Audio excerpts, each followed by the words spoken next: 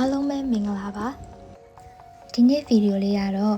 ပိတ်ရက်အပြင်ဘက်လျှောက်လေရင်ဂျပန်လမ်းပေါ်မှာရှိတဲ့ဆိုင်းပုတ်ကလေးတွေစာသားလေးတွေလိုက်ဖတ်ကြည့်မယ်ဆိုပြီးတော့ပပပလေးရိုက်တင်ထားတဲ့ဗီဒီယိုလေးဖြစ်ပါတယ်အခုဝါတရှိရောက်ရှိနေတာကတော့တိုကျိုမြို့ပေါ်ကဟာရာဂျီကုဆိုတဲ့မြို့လေးဖြစ်ပါတယ်ဒီနေရာလေးကတိုးရစ်တွေပုံများတယ်လို့ထင်ပါတယ်ပထမဆုံးဆိုင်းပုတ်လေးတွေ့ပါပြီ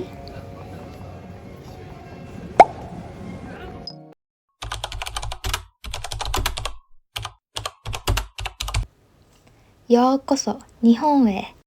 ဒါလေးကဂျပန်ပြည်ကိုလာတဲ့ဧည့်သည်တွေကိုနှုတ်ခွန်းဆက်တာလေဆိုတဲ့စကားစုလေးပါအထိပ္ပယ်ကတော့ဂျပန်ပြည်မှာကြိုဆိုပါတယ်နောက်ထပ်ဆိုင်ပို့တစ်ခုတွေ့ပါပြီအာဆေကကုမီနာကိုအိုဝင်စရရောအာဆေဆိုတာကချွေဂျပန်ဘာသာစကားမှာတော့ချွေထွက်တယ်ဆိုရင်အာဆေကိုခတ်ကုဆိုတာလေးပဲသုံးပါတယ်နောက်စလုံးလေးတစ်ခုကတော့အိုဝင်စရအားပေးတယ်တယောက်ယောက်ကိုအားပေးခြင်းနဲ့ဆိုလို့ရှိရင်အိုဝင်してますよလို့သုံးရပါတယ်အဲ့ဒါဆိုရင်ခုနတွေ့ခဲ့တဲ့ဆိုင်းပုတ်ကလေးကိုကိုယ့်ဟာကိုယ်ဘာသာပြန်ကြည့်ကြည့်ပါနော်အာဆေကကုမီနာကိုအိုဝင်စရよဂျပန်စာ N3 လောက်ဆိုလို့ရှိရင်လမ်းပေါ်ကစကားလုံးလေးတွေကိုလွယ်လွယ်ကူကူရင်ဖတ်လို့ရမယ်လို့ဝါသရှိထင်ပါတယ်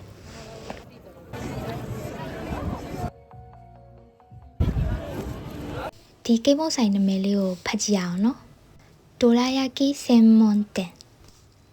ယာကီဆိုတဲ့စကားလုံးလေးကကြော်တယ်กินတယ်ဆိုတဲ့စကားလုံးအနေနဲ့အသုံးများပါတယ်ထမကောယာကီဆိုရင်ဥမာအဖြစ်ကြောက်ကြော်ဆင်မွန်တန်ဆိုတာကပုံမှန်ဆိုင်မဟုတ်ပဲပစ္စည်းတစ်ခုခုကိုပဲအဓိကထားပြီးတော့ရောင်းနေဆိုင်မျိုးကိုပြောတာဖြစ်ပါတယ်ဒီမှာဒေါ်လာယာကီဆင်မွန်တန်ဆိုတာကကိမုတ်တစ်ခုလေးကိုအဓိကထားရောင်းတာကိုပြောတာပါတေချာသတိထားကြည့်မယ်ဆိုလို့ရှိရင်ဒီဂျပန်နိုင်ငံကမြို့တော်တော်များများကဒီစက်လုံးလေးတွေရေးထားတဲ့ဆိုင်းပုတ်တွေတော်တော်များတယ်လို့ထင်ရပါတယ်အလုတ်သွားတဲ့အခါယထာပေါ်မှာပဲဖြစ်ဖြစ်ဒီလမ်းလျှောက်ရင်ဆိုင်းပုတ်လေးဖတ်တာပဲဖြစ်ဖြစ်စိတ်ထဲကဖတ်ရင်နဲ့တော့ဖတ်တက်လာတယ်လို့ခံစားရပါတယ်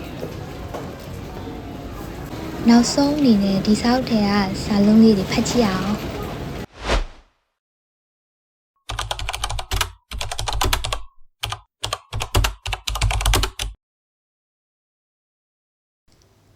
တင်ကိုကိုဆိုတာကနတ်ပြည်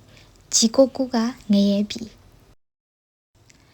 ဒီနေရာမှာအိုမိုရဲဘဆိုတာကတွေးခဲ့ရင်ဆိုတဲ့စကားလုံးတွေနဲ့သုံးတာဖြစ်ပါတယ်တင်ကိုကိုတော့အိုမိုရဲဘတင်ကိုကိုဂျီကိုကိုတော့အိုမိုရဲဘဂျီကိုကိုယောမရောက်ရင်ယောမလို့ကျင့်ဆိုတဲ့စကားပုံရဲ့ဆိုလိုရင်းလေးနဲ့နည်းနည်းလေးစင်တယ်လို့ထင်ပါတယ်ဘာသာပြန်ကြည့်ကြပါနော်အဆုံးထိကြည့်ပေးတဲ့အတွက်ကျေးဇူးများကြီးတင်ပါတယ်အားလုံးပဲကျမ်းမာချမ်းသာကြပါစေ